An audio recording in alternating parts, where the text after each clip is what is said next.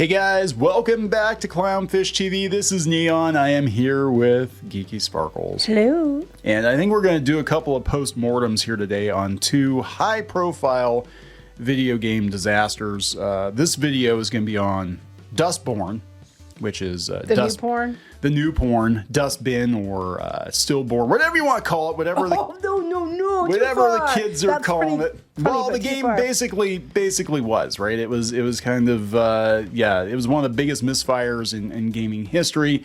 Less than 100 concurrent players on Steam, and this game was bankrolled with Norwegian taxpayer money because they thought there was market potential for it.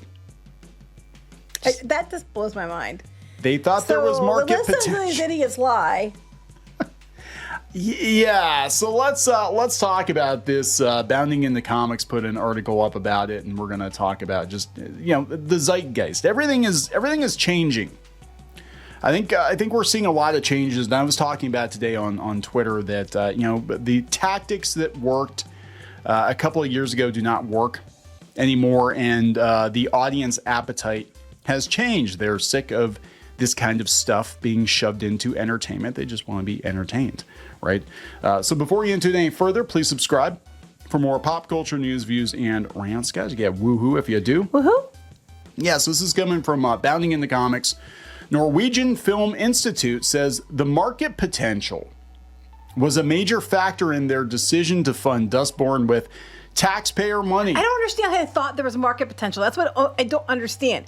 Okay, wait, but this was how long ago? When did they start working on it?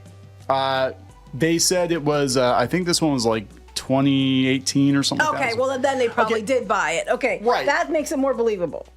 Not now. So this is what I want to talk about, because what we're going to see, 2016 to 2018, that period in entertainment, that is over. People are sick of it. It's been proven time and time again, especially this year, that stuff is not entertainment. It's not making money. People aren't having it. They're actively rejecting it.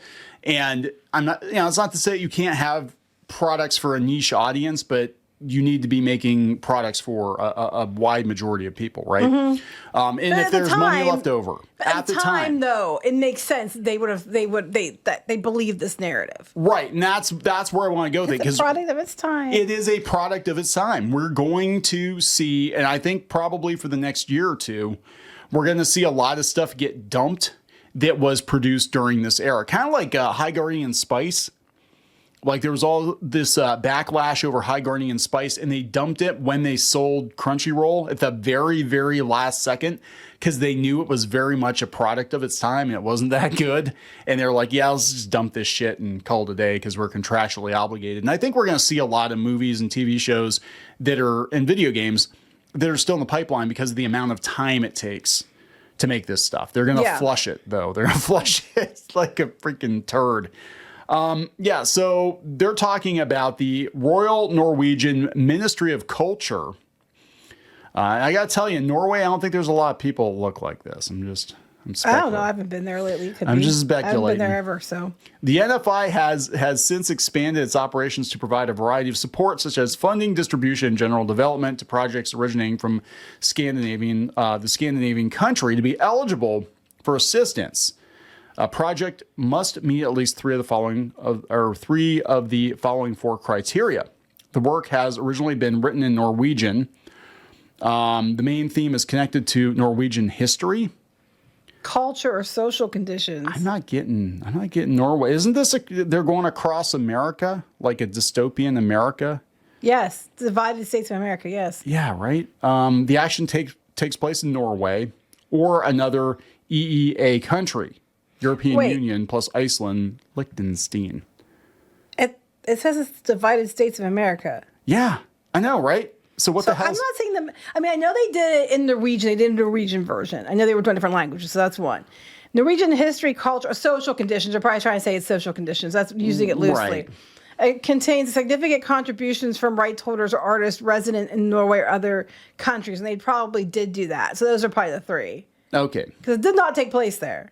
Given the information, readers who have managed to catch even the briefest glimpse of the game maybe asking themselves, how did it meet the criteria? How did the game this embarrassing manage to secure so much money in government funding? It's approximately $1.3 million is what they got. Holy shit. That's like that would be like a major success for an indie game Kickstarter. Turns out that, at least in part, the answer lies in the fact that the NFI apparently believed Dustborn had the chance to be a major seller. I don't understand why you think that. Even then, I'd be like, I don't think this is going to do well, but you never know. How? Yeah, so Andre from Midnight's Edge, is he from Norway? Yeah, he's a Norwegian citizen with some experience in the country's video game scene. He reached out to the NFI video game head in the hopes of finding an answer to the question of how on earth could a game like this have been funded. And by Norway. by Norway. Meanwhile, we lost the Maelstrom in Disney World, which I love the Maelstrom. It was so cheesy, but that felt like something that would have been, it was funded by Norway. And then apparently, as I understand the story, Norway decided they did not want to pay for the pavilion anymore. And Disney's like, well, we got Frozen. I mean, it's already fake Norway, right? But it's like even faker Norway now. Anyway, so the applications for development grants are assessed by the games advisor, as well as an external panel consisting of experienced Nordic game developers. The panel assesses the artistic qualities, the developer's ability to complete production, as well as the market potential. All games that pass the culture test will be considered Dustborn passed the test and therefore qualified. $1.3 million US for this game. God, this is... And the thing is, it didn't even have to do well because they already got paid. Yeah. You know, it wasn't like you had to make your money back. That's just it. Like I said, there are so many indie developers out there that would kill for $1.3 million on Kickstarter or $1.3 million on, Steam pre-orders or whatever. You know what I'm saying? Like that money could have gone to much better use, but it got flushed on this game. It could be a case of, I mean, I don't know, but it could have been like, oh, this is what we think America's into now. So like, this is going to be a big hit in Portland because we're seeing all the game journos, all the American game journos talk about games like this now. They all look like this. So they're going to love it. Americans are going to love it. And we're going to sell a lot of copies in America. In the divided states of America? In the United States of America. But yeah, they sold less than, depends on who you're asking, less than 3,000, 4,000 copies, 83 people peak on Steam.